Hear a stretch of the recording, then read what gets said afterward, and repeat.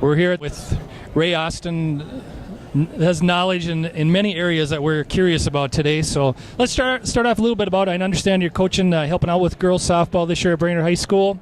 Kind of how you got into that position and how that's been going so far. Well, it's been going really good. Coach Dan Bisdock stepped away this year, and Coach Zahar was looking for some help, and Jim Kramer and Nick Gelasi and myself are helping out. And it took three of us to replace Dan, so I'm not sure what that says about him or us, but it's been a lot of fun. Also, Victory League is coming up sometime here soon if the snow ever goes away. I'm assuming it's going to sometime, but what are the Fort Ripley Rebels looking like this year? More the same. We lost some players, we gained some players. It happens every year, but we if the snow ever goes away, we'll give it a shot. We got our same core group, so it should be a good season. Do they have DH in the Victory League? Yes, they do. So you're golden for a couple more years then. Yeah, I can still roam around first base, and DH is always an option. However, I'm still not the oldest player, so Jim Kramer may fight with me for that. But it's the base is 90 feet, gets further away every year. It does, doesn't it? Going back to the softball, what's kind of your area expertise? How are you helping the girls the most? So far, we've been working.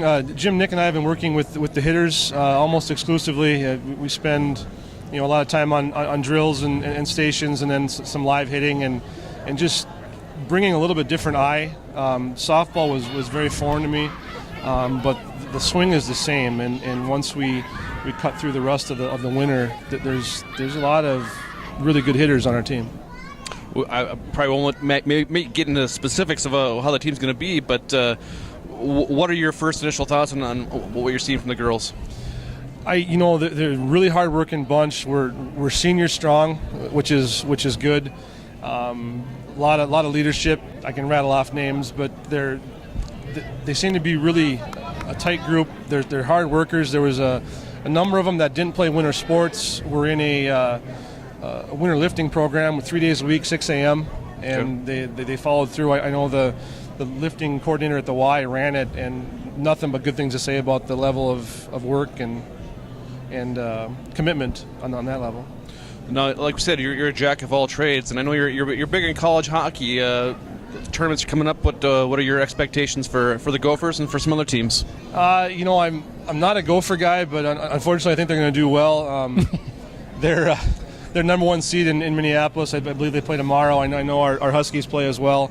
They got a tough draw. They got to beat Notre Dame and then go through the Gophers. I didn't follow it as much this year. I was a little disgusted with the WCHA going away, but not going away, but changing. And I think the landscape has changed quite a bit. It'll be a while before the new rivalries kind of shake themselves out.